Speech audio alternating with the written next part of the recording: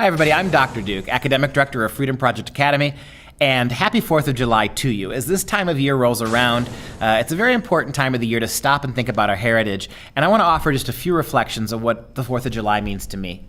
When I think of the Founding Fathers, I am most impressed about how they, 230 plus years ago, reached all the way back to the classical world of Greece and Rome for a republican form of government, and all the way back to the Bible for the Judeo-Christian morality that would anchor the politics of the Republic.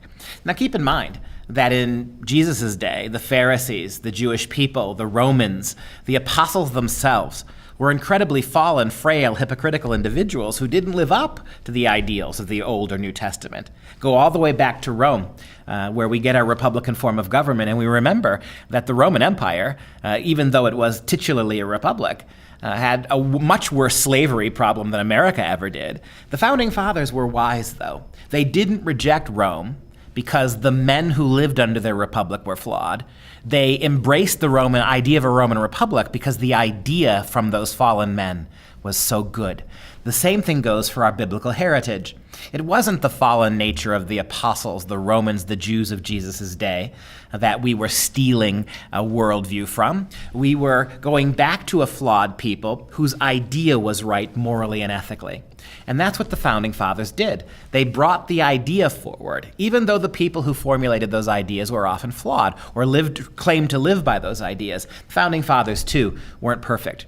They understood, it was history that taught them this. They understood that perfection is impossible among men, that utopia, the Greek word utopos, which means no place, it doesn't exist. That the best we can do is make our world better, we can't make it perfect. Modern progressivism, when you think about what its objectives are to uproot our history, to tear it down, to pull us away from the past. The past is nothing but racism and oppression and tyranny. And so therefore, as progressive people, we must divorce ourselves from the past altogether. Well, it was George Orwell, the great thinker, who opined that, quote, the most effective way to destroy people is to deny and obliterate their own understanding of their history.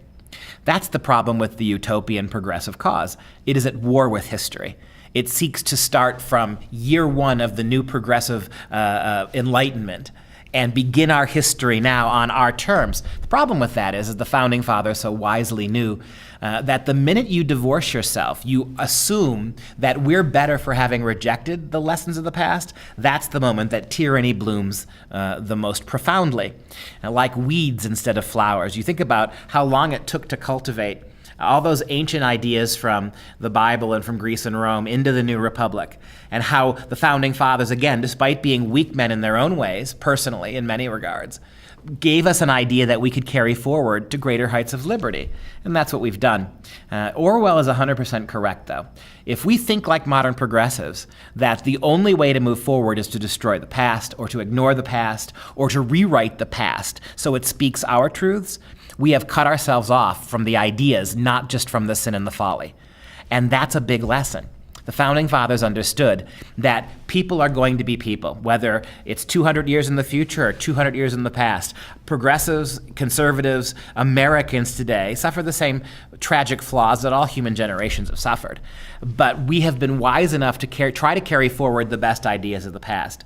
And our future depends on whether or not we as a nation are going to side with the progressives and tear down all those ideas under the naive illusion that we can start fresh and create something better, or whether we're going to carry forward with us both our mistakes and the triumph of ideas, like those from Greece and Rome and like those from the Bible, and certainly like those from our own founding, to continue to make the American Republic the freest, most liberty-driven, most opportunity-based place in the history of the world. That's our call today. And when I think of the Fourth, I think back to those Founding Fathers and the choices they made, both to honor the past and to seek in their own small way to move beyond it. And that's the Fourth to me. Happy 4th of July, everybody.